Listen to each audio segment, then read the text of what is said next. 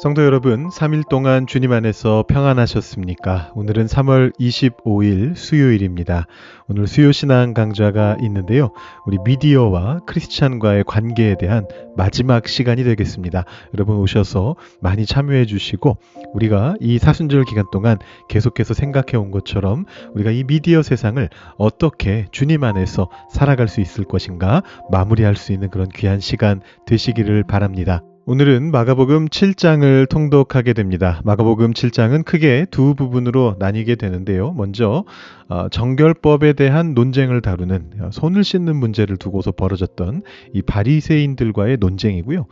그 다음에 뒷부분은 이방 지역인 두로와 또 데가볼리 지역으로 건너가셔서 이방인들을 고쳐주시는 은혜의 사건들 이렇게 보실 수가 있습니다. 그러니까 겉모습의 깨끗함보다 우리 내면의 본질이 중요하다라는 그런 내용과 그 구원의 은혜가 유대인을 넘어서 이방인에게까지 흘러간다는 것을 보여주는 이제 그런 장입니다. 자, 오늘 세번역 성경으로 말씀을 읽으실 때요. 예수님께서 지적하고 계시는 우리 안에서 나오는, 우리 속에서 나오는 악한 생각들의 목록을 한번 주의 깊게 보시면 좋겠습니다. 21절, 22절에 그 명단이 나옵니다. 보시면은 개역 성경은 이렇게 써놨네요. 속에서 곧 사람의 마음에서 나오는 것은 악한 생각, 곧 음란과 도둑질과 살인과 간음과 탐욕과 악독과 속임과 음탕과 질투와 비방과 교만과 우매함이니 이렇게 적혀 있고요. 세 번역은 이렇게 번역해놨습니다. 나쁜 생각은 사람의 마음에서 나오는데 곧 음행과 도둑질과 살인과 간음과 탐욕과 악의와 사기와 방탕과 악한 시선과 모독과 교만과 어리석음이다. 이렇게 번역을 하고 있습니다. 자, 개역 성경의 단어들은 대체로 좀 예전에 쓰던 단어들이 많습니다. 새 번역은 조금 더 현대적인 표현들로 번역을 하고 있어요. 대표적으로 음탕이라고 번역한 것을 새 번역은 방탕이라고 번역합니다.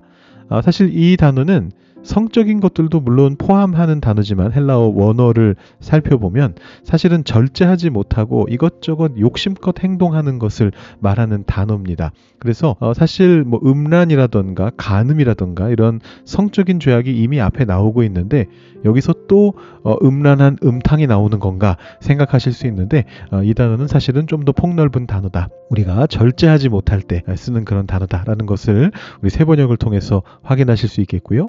또 그 다음 단어도 보시면 개역 개정판 성경은 질투라고 번역을 했는데 새 번역은 악한 시선이다 이렇게 번역을 했습니다.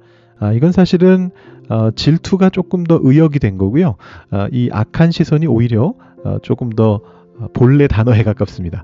우리 예전 개역 한글판 같은 경우에는 이거를 흘기는 눈이라고 그렇게 번역을 했는데요. 이게 어떤 거냐 하면 이기심을 말합니다. 나만 좋게 생각하면서 남을 흘겨보는 어떤 그런 모습을 말하는 건데 그래서 의미적으로는 시기나 질투라는 개념으로 이해하실 수가 있습니다.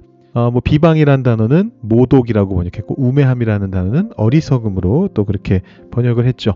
네, 그래서 이렇게 현대어로 번역하고 있는데 한번 그렇게 묵상해 보시면서 씻지 않은 손이 나를 더럽히는 것이 아니라 누군가를 향해 던지는 나의 어떤 악한 시선, 입술로 하는 모독, 삶의 방탕, 어리석음 이런 것들이 나를 진짜 추악하게 만든다라는 주님의 지적을 한번 기억해 보시면서 말씀을 통독해 보시기 바랍니다. 제가 말씀을 통독해 드리겠습니다. 바리새파 사람들과 예루살렘에 내려온 율법학자 몇 사람이 예수께로 몰려왔다. 그들은 예수의 제자들 가운데 몇 사람이 부정한 손, 곧 씻지 않은 손으로 빵을 먹는 것을 보았다. 바리새파 사람과 모든 유대 사람은 장로들의 전통을 지켜 규례대로 손을 씻지 않고서는 음식을 먹지 않았으며 또 시장에서 돌아오면 몸을 정결하게 하지 않고서는 먹지 않았다. 그 밖에도 그들이 전에 받아 지키는 규례가 많이 있었는데 그것은 곧 잔이나 단지나 놋그릇이나 침대를 씻는 일이다. 그래서 바리새파 사람들과 율법학자들이 예수께 물었다. 왜 당신의 제자들은 장로들이 전하여 준 전통을 따르지 않고 부정한 손으로 음식을 먹습니까? 예수께서 그들에게 대답하셨다. 이사야가 너희 같은 위선자들을 두고 적절히 예언하였다. 이렇게 기록되어 있다. 이 백성은 입술로는 나를 공경해도 마음은 내게서 멀리 떠나 있다. 그들은 사람의 훈계를 교리로 가르치며 나를 헛되이 예배한다. 너희는 하나님의 계명을 버리고 사람의 전통을 지키고 있다. 또 그들에게 말씀하셨다. 너희는 너희의 전통을 지키려고 하나님의 계명을 잘도 저버린다. 모세가 말하기를 내 아버지와 내 어머니를 공경하여라 하고 또 아버지나 어머니를 욕하는 자는 반드시 죽을 것이다 하였다. 그러나 너희는 말한다. 누구든지 아버지나 어머니에게 말하기를 내게서 받으실 것이 고르반 곧 하나님께 드리는 예물이 되었습니다 하고 말만 하면 그만이라고 말한다. 그러면서 아버지나 어머니에게 그 이상 아무것도 해드리지 못하게 한다. 너희는 너희가 물려받은 전통을 가지고 하나님의 말씀을 헛되게 하며 또 이와 같은 일을 많이 한다. 예수께서 다시 무리를 가까이 부르시고서 그들에게 말씀하셨다. 너희는 모두 내 말을 듣고 깨달아라. 무엇이든지 사람 밖에서 사람 안으로 들어가는 것으로서 그 사람을 더럽히는 것은 아무것도 없다. 사람에게서 나오는 것이 그 사람을 더럽힌다. 예수께서 무리를 떠나 집으로 들어가셨을 때에 제자들이 그 비유를 두고 물었다. 예수께서 그들에게 말씀하셨다. 너희도 아직 깨닫지 못하느냐? 밖에서 사람의 몸속으로 들어가는 것이 사람을 더럽히지 못한다는 것을 알지 못하느냐? 밖에서 사람 안으로 들어가는 것은 무엇이든지 사람의 마음속으로 들어가지 않고 뱃속으로 들어가서 뒤로 나가기 때문이다. 예수께서는 이런 말씀을 하여 모든 음식은 깨끗하다고 하셨다. 또 그들에게 말씀하셨다. 사람에게서 나오는 것 그것이 사람을 더럽힌다. 나쁜 생각은 사람의 마음에서 나오는데 곧 음행과 도둑질과 살인과 간음과 탐욕과 악의와 사기와 방탕과 악한 시선과 모독과 교만과 어리석음이다. 이런 악한 것이 모두 속에서 나와서 사람을 더럽힌다. 예수께서 거기에서 일어나셔서 두로 지역으로 가셨다. 그리고 어떤 집에 들어가셨는데 아무도 그것을 모르기를 바라셨으나 숨어 계실 수가 없었다. 악한 귀신 들린 딸을 둔 여자가 곧바로 예수의 소문을 듣고 와서 그의 발 앞에 엎드렸다. 그 여자는 그리스 사람으로서 시로페니키아 출생인데 자기 딸에게서 귀신을 쫓아내달라고 예수께 간청하였다. 예수께서 그 여자에게 말씀하셨다. 자녀들을 먼저 배불리 먹여야 한다. 자녀들이 먹을 빵을 집어서 개들에게 던져주는 것은 옳지 않다. 그러나 그 여자가 예수께 말하였다. 주님, 그러나 상 아래에 있는 개들도 자녀들이 흘리는 부스러기는 얻어먹습니다. 그래서 예수께서 그 여자에게 말씀하셨다. 네가 그렇게 말하니 돌아가거라. 귀신이 네 딸에게서 나갔다. 그 여자가 집에 돌아가서 보니 아이는 침대에 누워있고 귀신은 이미 나가고 없었다. 예수께서 다시 두로 지역을 떠나 시돈을 거쳐서 데가볼리 지역 가운데를 지나 갈릴리 바다에 오셨다. 그런데 사람들이 귀 먹고 말 더듬는 사람을 예수께 데리고 와서 손을 얹어주시기를 간청하였다. 예수께서 그를 무리로부터 따로 데려가서 손가락을 그의 귀에 넣고 침을 뱉어서 그의 혀에 손을 대셨다. 그리고 하늘을 우러러보시고서 탄식하시고 그에게 말씀하시기를 에바다 하셨다. 그것은 열리라는 뜻이다. 그러자 곧 그의 귀가 열리고 혀가 풀려서 말을 똑바로 하였다. 예수께서 이 일을 아무에게도 말하지 말라고 그들에게 명하셨으나 말리면 말릴수록 그들은 더욱더 널리 퍼뜨렸다. 사람들이 몹시 놀라서 말하였다. 그가 하시는 일은 모두 훌륭하다. 듣지 못하는 사람도 듣게 하시고 말 못하는 사람도 말하게 하신다. 아멘. 오늘 말씀은 조금 짧은 편인데요. 우리가 통독한 말씀 중에 역시 끝부분에 있는 말씀을 한번 묵상해 보도록 하겠습니다. 7장 33절부터 35절까지의 말씀을 제가 세 번역으로 다시 한번 읽어드립니다. 예수께서 그를 무리로부터 따로 데려가서 손가락을 그의 귀에 넣고 침을 뱉어서 그의 혀에 손을 대셨다. 그리고 하늘을 우러러보시고서 탄식하시고 그에게 말씀하시기를 에바다 하셨다. 그것은 열리라는 뜻이다. 그러자 곧 그의 귀가 열리고 혀가 풀려서 말을 똑바로 하였다. 아멘. 오늘 본문의 마지막 장면은 예수님께서 갈릴리 호수 근처 데가볼리 지역에서 귀 먹고 말 더듬는 사람을 고쳐주시는 아름다운 기적을 보여줍니다. 우리가 지난 주일에 예수님의 목소리 5번째 시간을 통해서 우리 겟세마네 동산에서 기도하시는 예수님의 모습을 살펴보지 않았습니까? 예수님께서 하나님 앞에서 또 신뢰하는 제자들 앞에서 내 마음이 괴로워 죽을 지경이다. 그렇게 솔직하게 감정을 토로하시는 그 장면을 봤습니다. 슬픔과 두려움을 숨기지 않고 정직하게 쏟아내는 것이 바로 참된 기도다라는 것을 확인했었죠. 오늘 본문 34절에서도 우리는 예수님의 그 아주 인간적이고 솔직한 감정 표현을 만나게 됩니다. 예수님께서는 귀 먹고 말 못하는 환자를 데리고 오셔서 손가락을 그의 귀 속에 넣으시고 침을 발라서 그의 혀에 대십니다. 그런 다음에 바로 치유하지 않으시고 아주 독특한 행동을 34절에서 하시게 됩니다. 하늘을 우러러 보시고서 탄식하시고 그렇게 되어 있습니다. 자, 여러분 문장을 한번 자세히 보시기 바랍니다. 하늘을 우러러 봤다라는 표현과 탄식했다라는 표현이 조금 어울리지 않는 것처럼 느껴지지 않으시나요?